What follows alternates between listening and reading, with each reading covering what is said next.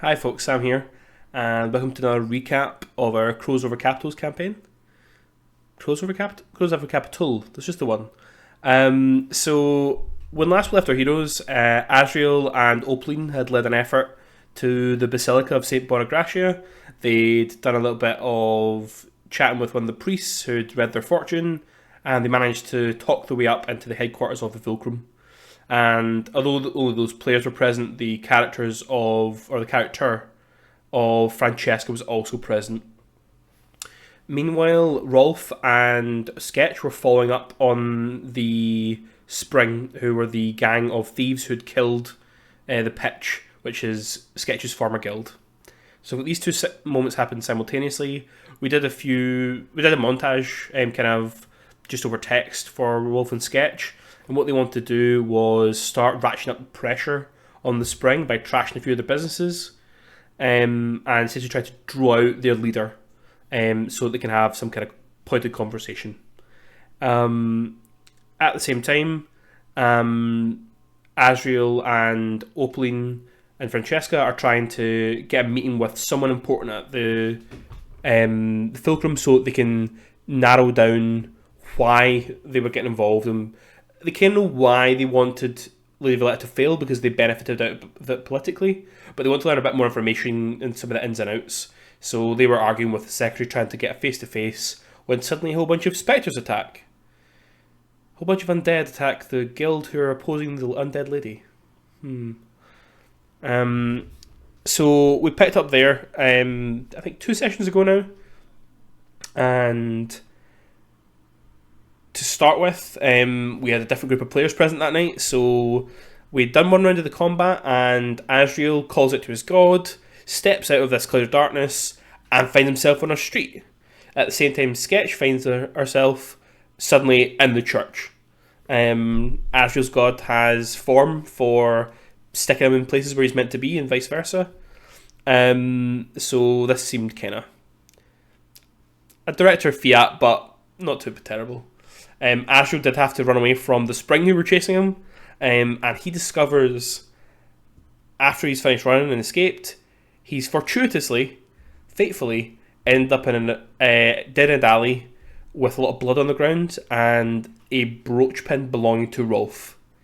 So immediately that sets alarm bells off, and he uses his magic astrolabe, which is kind of like Jack Sparrow's compass, to find Rolf, but it just starts spinning.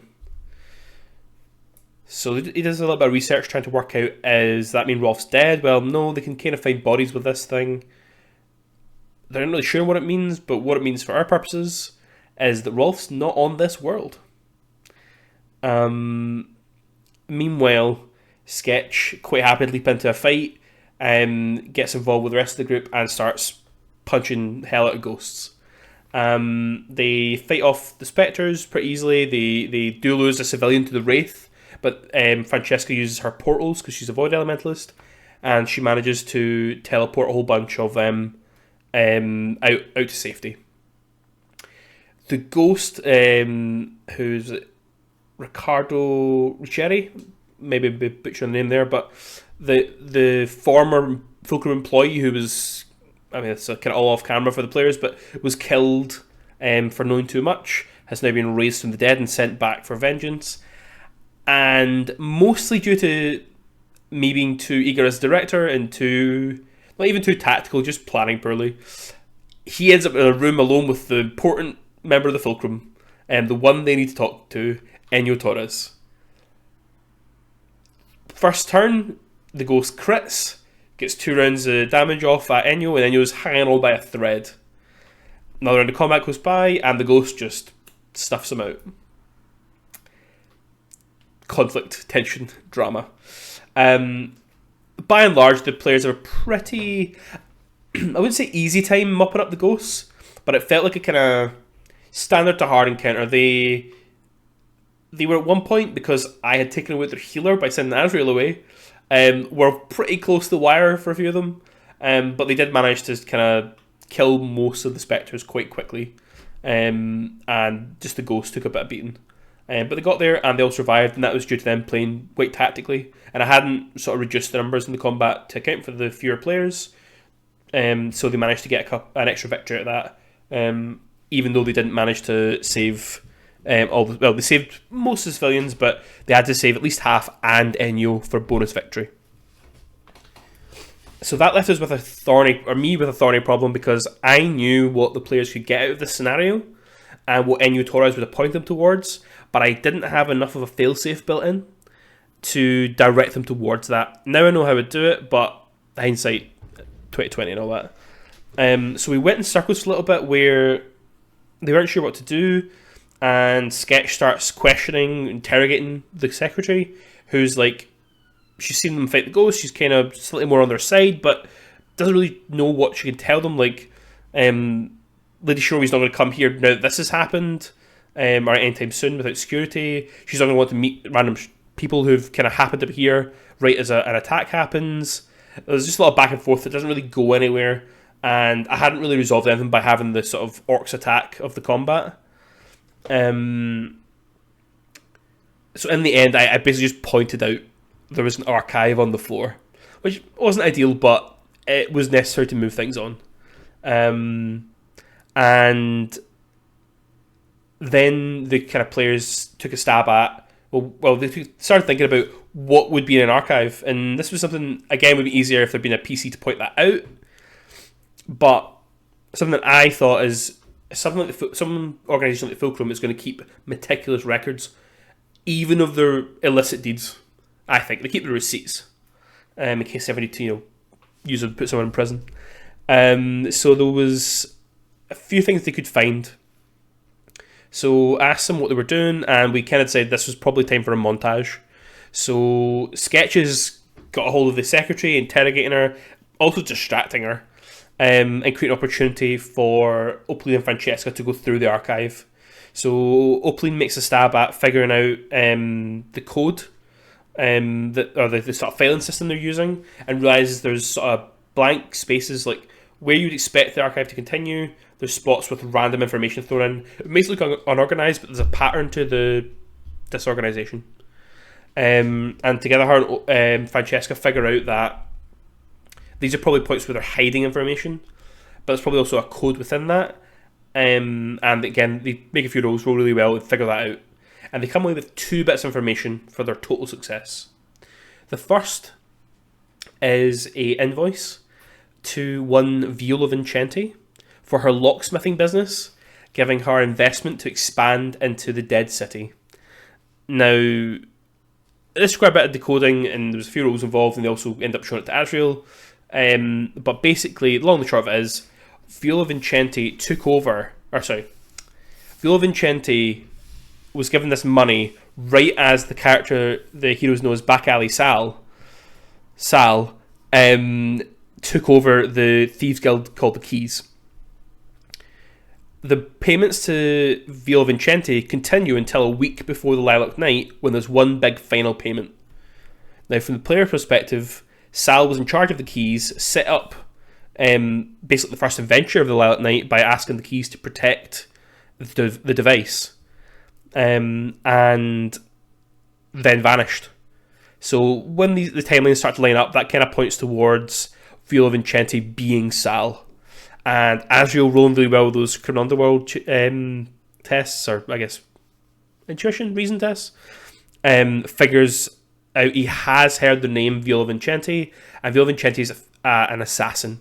Not necessarily famous, but if you know the right people, she's very good at her job. So they kind of have this theory that she took over the Keys, used them to spy on Lady Valletta, and then ultimately used them to try and disrupt the Rite of Desecration. Hope we keep up with all this. I'm assuming everyone's watched previous things. I'm not going to recap everything. But the Rite of Desecration is what caused the Lilac Night. It was Lady Valletta's ritual to bring back her husband, which the Fulcrum want to disrupt, because if her husband comes back, the House Valletta starts doing its job again, and the Fulcrum's money isn't as useful to the prince. And they lose their political clout. The second piece of information they find is another invoice chartering a ship, which I'm not even going to try and remember the name of. The Caro de Profundis, maybe? I think so. Chariot of the Deep. I was trying to be poetic. And its captain were chartered to go to Kemhara, several months ago, and there was a return on the invoice at the docks in the Dead City, and the sums involved they were able to ascertain is too big for just chartering a simple voyage. There had to be a big expensive purchase involved.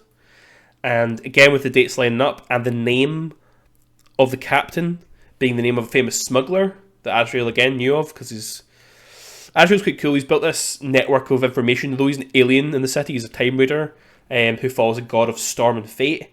As a smuggler pirate himself, since coming to capital, he's kind of put down roots and made connections, and is very knowledgeable about goings on. Are more knowledgeable than we would expect for how long he's been here. But he, again, determines this is the name of a smuggler. Therefore, this ship, captained by Marco Pirelli, must have been doing something dodgy for the Fulcrum. It's coming in just at the right time, bringing something illicit, presumably. Why else would you hire a smuggler? And they basically ascertain that that must have been carrying the device, which the players know is of Kimharan origin. So this is now like fairly solid or circumstantial evidence, at least, that puts the Fulcrum involved, or that puts them in the Dead City around about Lilac Night when the warehouse job happened, when the players first encountered each other. And, 3,000 people died and came back as revenants. So this is a lot of information to take in, and then obviously Azrael informs them that Rolf's missing, and they resolve to take on the Spring directly. The last piece of information they gain out of the Fulcrum is that Lady Valletta will be attending Lord Cashmere's ball in 2 days. Lord Cashmere is now one of the Lords of Capital. He's if Lady Valletta's not Lady Valletta. Lady Valletta is a Duchess. We kind of assume Lady Shiromi's of equal rank to Duchess now, that she's on the council, and she with her brought 2 other guild leaders, one of whom is Lord Cashmere, head of the RASP, which is the Farriers Guild, in charge of transport. But he's a known patron of the arts, as many of the nobles are. The nobles being a particular term here, but technically as a noble, even though he's not one of the noble faction, he's one of the guild faction. Anyway, he's holding a big party, everyone who's anyone will be there, and the players are now going to want to be there. And I'd given them a choice. I was like, if you could have a day of respite, be totally fresh, get your recoveries back, maybe do some research, and prepare for this party, or you can keep going and risk running into this party less rested. And they chose to push on, which is good. We like that. But now that they know Rolf is missing, the logical explanation is it's the Spring. They head straight to Suet Street, which is circling back around to the adventure from 3 sessions before. So it's we did the first half of the Seas Pitch to and Fro, where they fought the Spring. We did the first half of Risk and Reward. Then we did the second half of Risk and Reward, and now we're doing the second half of the Seas Pitch to and Fro. Not super hard for me as a director, but a lot of back and forth. Hopefully the players are keeping up. But they then head to Suet Street, and they see again it's full of the Spring. So the Spring are a thieves guild, but they're mostly staffed by mechanical clockwork soldiers, thieves, cutthroats, etc. We used the stealth rules in a way that I hadn't had to before in this. So we've only got 4 of our characters, and they want to make an impression. They talked about maybe trying to sneak in the building. There's a chandlery that's the headquarters. There's a market in front. They talked about trying to sneak in, but they didn't want to get into the building and find themselves faced with dozens of enemies. They could see a smattering of enemies outside. They thought, we'll take these guys on, see what happens. Our Shadow, amazing at stealth, downs it's not a visibility potion, it's like a chameleon potion, but it does the same thing. It's constant concealment. But you have to use your maneuver still to be hidden. So she's hidden, she's sneaking around, and she has an ability that specifically says, if you use this ability, you stay hidden, as long as you were hidden. And that's called Sticky Bomb. So before the fight even starts, our Shadow has a sticky bomb stuck to one of the bad guys. Oh dear. I have an anecdote at the end which also ties back into the sticky bomb, but we'll leave it just now. So that was the way the rules say. It says when you start to approach combat, when harm is intended, you go into the start of combat. So I interpret that to mean we draw steel. The players win because they have surprise. Sketch takes their turn. Now the bad guys get to go. But the bad guys don't know the good guys are there. The heroes are there. So they did nothing. Another hero go. And we started with this idea of... I know there's been a lot of versions of the rules around hiding. But it was a lot to wrap my head around, because you're hidden... And you're hidden if you are hidden at the start of your turn and you do things, you get the benefits of hidden for your whole turn. And the idea behind that is you can be hidden, sneak up behind someone, or run up behind someone, attack them, get an edge. Fantastic. But it also says if you at any point don't have cover or concealment, you're no longer hidden. So it probably does make sense. I just couldn't wrap my head around it in the moment. I felt it was under a lot of pressure. So we just rolled with it, and we figured it out. We let folks stay hidden as much as it made sense. But as folk are casting using abilities, it says that removes hidden at the end of turn, apart from Sticky Bomb. So kind of the spring become alerted to the fact that heroes are here. The heroes are still using cover pretty well. They're using elevation. They're using concealment, hiding behind corners. But the spring all charge forward, and that's where we left that session. Now, a bunch of the spring had already been killed by a lot of the range damage being dished out by elementalists, but they're starting to close with particularly Azrael. Meanwhile, Sketch is still invisible with her Sticky Bomb, ready to hit the button at the right moment. And that's where we're going to pick up this week. And we're going to play this week. We're going to resolve this combat. We're going to find out what's happening with Rolf. And we're then going to go on to the ball. And the ball is the next chapter of the adventure. So our first chapter was the warehouse job. Second chapter has been all these other little threads. Going to the Handsome Devil to speak to the keys. And then finding out they had a connection to the Fulcrum, which led them to the Risk and Reward adventure in the Basilica. Equally going back to Pitch's home, meeting with the Spring, meeting with the Pitch, and finding out the Spring were involved. So the Spring hired the Pitch. I know it's confusing. I'm worried I made it too confusing. The players are definitely confused. But this now leads back to the Spring, and the Spring can provide another piece of information. And there's another adventure that we could have, but we're now out of time. The players need to advance, the plot needs to advance. The ball's in 2 days. There's no longer time for them to figure out everything. And I think that's an intended part of the design and the planning on my part. Like, if the players can do every single adventure, which until things started becoming time sensitive, until they started doing certain things, they could. Like, they could do the first layer of every adventure, but when they start to crisscross and do different parts, they can't do everything. I mean, they've also been to university and spoke to people there and got hints about the Fulcrum and a couple other things. So they're going to miss out some content, which is good, because if they do everything, they're going to be level 3 before they've hit the level 2 content, and that's just too much. But I think it's an interesting part of encounter design, or adventure design, where you want to provide options and create this idea of a real world where players' actions matter. But it's really hard to just have a cut-off and say, well, if you miss this information, it's gone. And I normally wouldn't. But the idea about the ball is it has to be soon. Otherwise, you can just do everything. I realise that might seem quite circular, but the minute you learn there's a ball, it has to be time-sensitive, because otherwise you just do absolutely everything in your power to prepare for it. So, peeking behind the curtain, as soon as they discovered the ball, that kind of starts cutting off other avenues.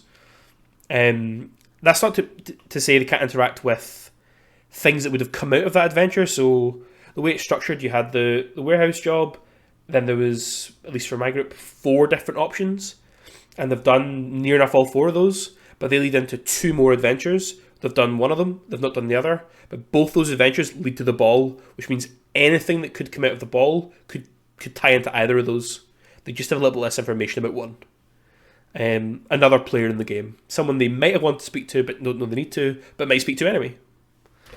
But we're going to leave that for the new year, so we're playing this week and probably won't play till maybe second week in January. Have a good break.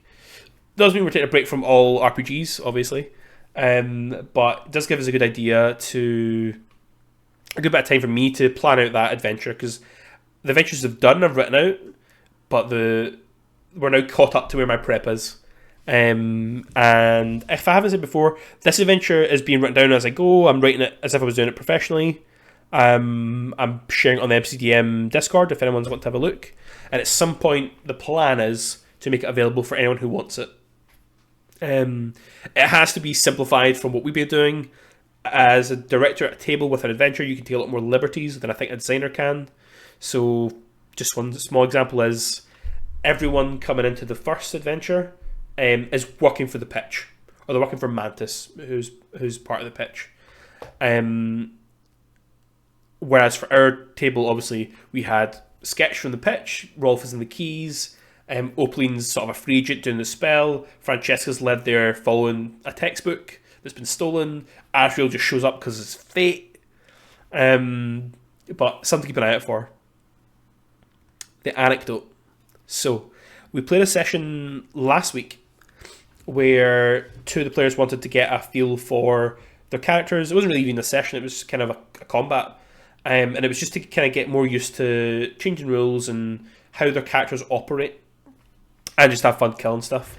So Francesca and Opaline are fighting a bunch of lizard folk. I could make up some place tied into the adventure, but I don't have to. A bunch of lizard folk on the docks who are attacking for some reason, and they have this fight. Now, because they had the same victories they have in the current campaign, just keep character sheets simple. The encounter was supposed to be standard, and it was real tough. Only 2 PCs. Tough. But they wiped out the minions pretty quick, and then there was 3 sort of, what do you call them? They weren't minions, but they're not leaders or solos. They were just creatures. And they were pretty tough. And the fight kept going back and forward. Someone would go like kind of down, get back up. But right near the end, I can't remember which one of them it was, took out one of the bad guys. I think it had been Opaline took out the one she was fighting, this flying lizard man. And Sketch decides to pull out her sticky bomb, sticks it to the big brute, and uses her maneuver to pull out a black ash dart. Now, for anyone who doesn't know what the black ash dart does, you use a maneuver to make a ranged attack at a target, which in draw steel you can't miss. It hits, and you make your normal power roll for the free strike, but there's extra effects, which is how many squares you could teleport. So Sketch sticks on the sticky bomb, sticks in the dart, and watches the lizard guy teleport straight into his buddy, and they explode together. Yeah, that's kind of shit you can do in this game. Wild. But anyway, that's all for this time. I might do a little interlude talking about what's going on with Rolf. But otherwise, it will probably be the new year before you get another campaign diary. We might have a couple of other things. I kind of want to do a stream maybe tonight, maybe next week. Just going over either some prep. I do have 1 or 2 adventures to write up, like I said, that we've not played. Might do a bit of that. I also have a notion that maybe at some point in the future of this campaign we're going to go to Phaedros, which is the Orden Greek analogue, and I really think it'll be interesting to explore who their gods are, because that's where Ajax is from. And if he's destroying churches everywhere else, he probably started with churches where he's from. The gods he would have grown up worshipping, presumably.